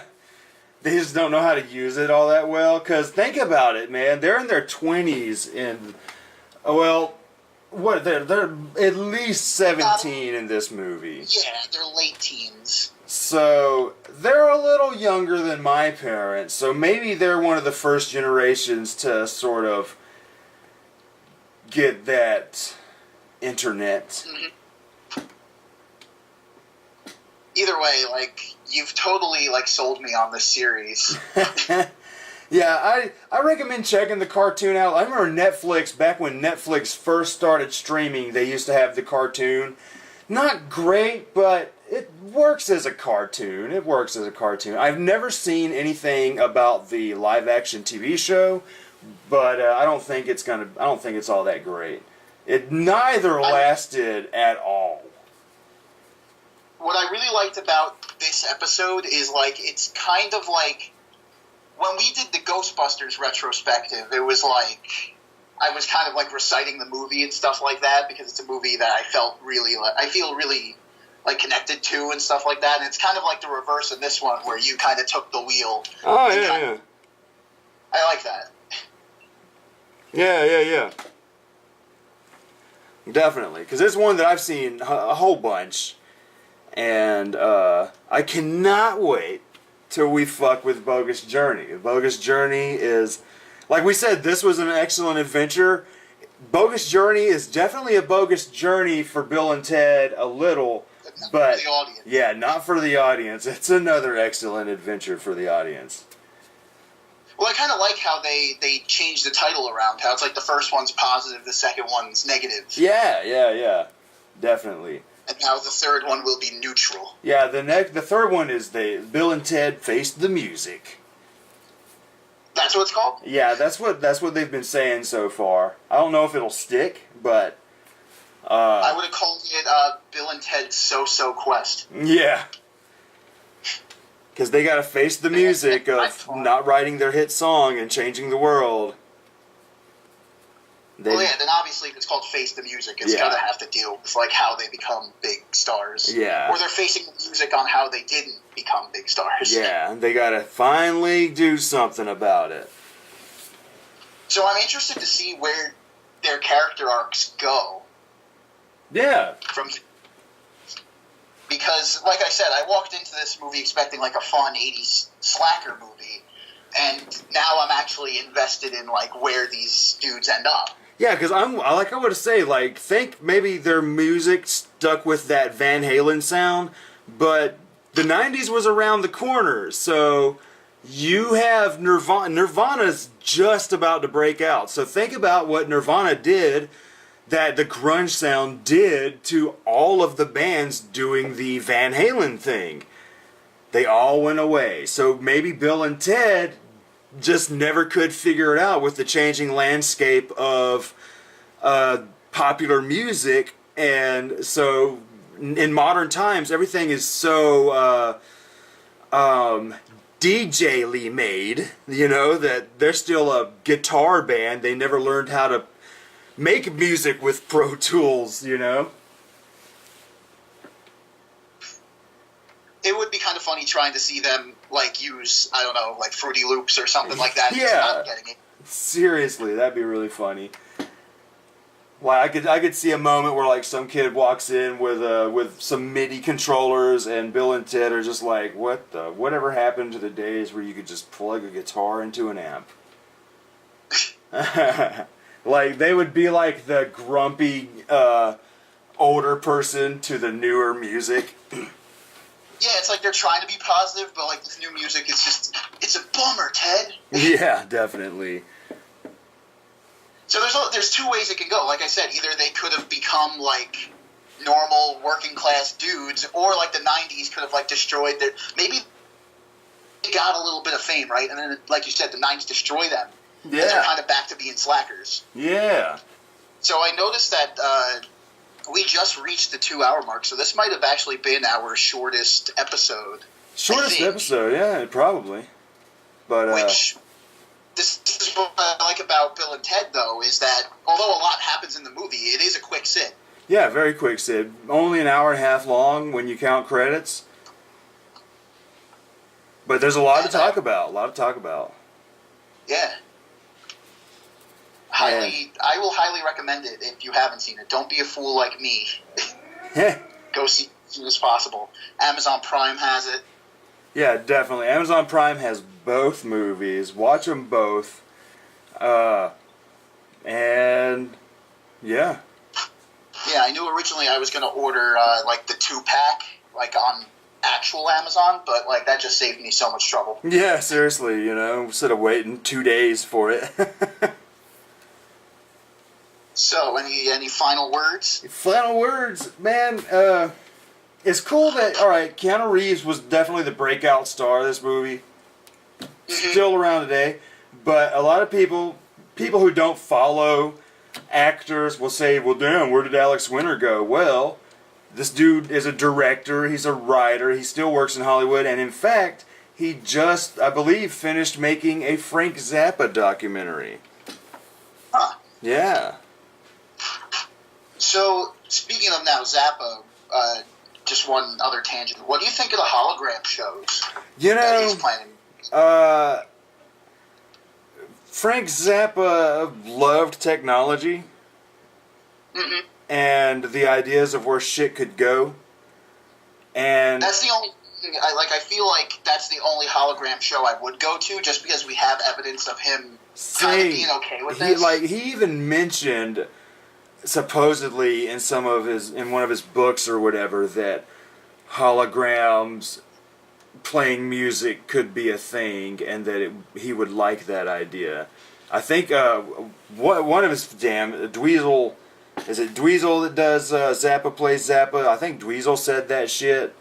And so yeah, you know, I'd definitely go to it just to pretty much watch some of the old original guys play.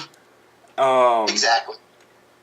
And, you know, yeah, have a holographic Frank Zappa up there, whatever. But I just feel like it's uncanny. Like, it's the musical equivalent of, like, when you de-age somebody. Yeah. In a Yeah, we're bringing them back to life in hologram form.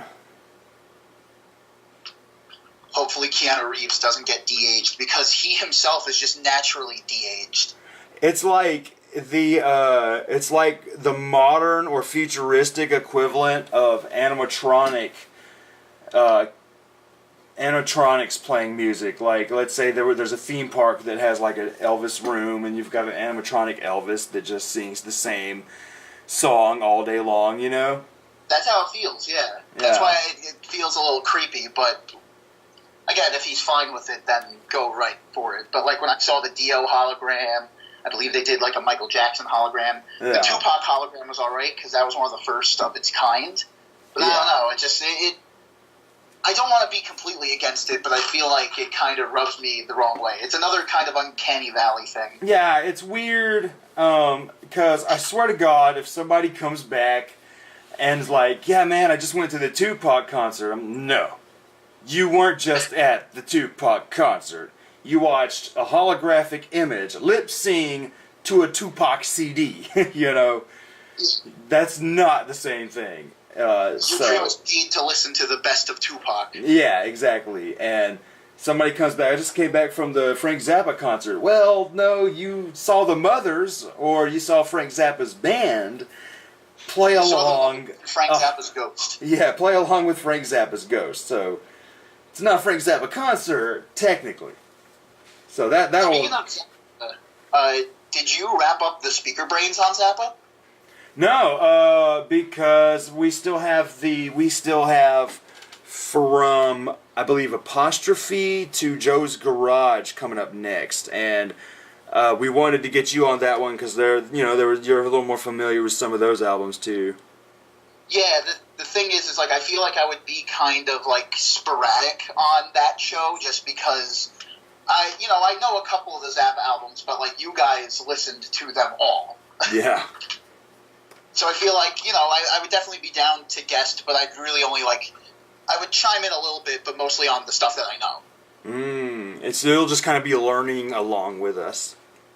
Yeah, kind of like today in a way. I watched the movie, I had my impressions of it, but honestly, talking to you about it made me appreciate a lot more of it. Yeah. And it also helped that I had it technically playing again while we were talking, so. Yeah, so kind of, a little memory refresher. The Travis Jones commentary track. Yeah.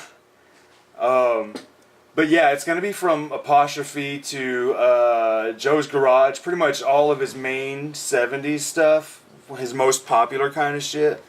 But yeah, like you said, we listened to them all. Man, 8 months of my life was nothing but Zappa last year.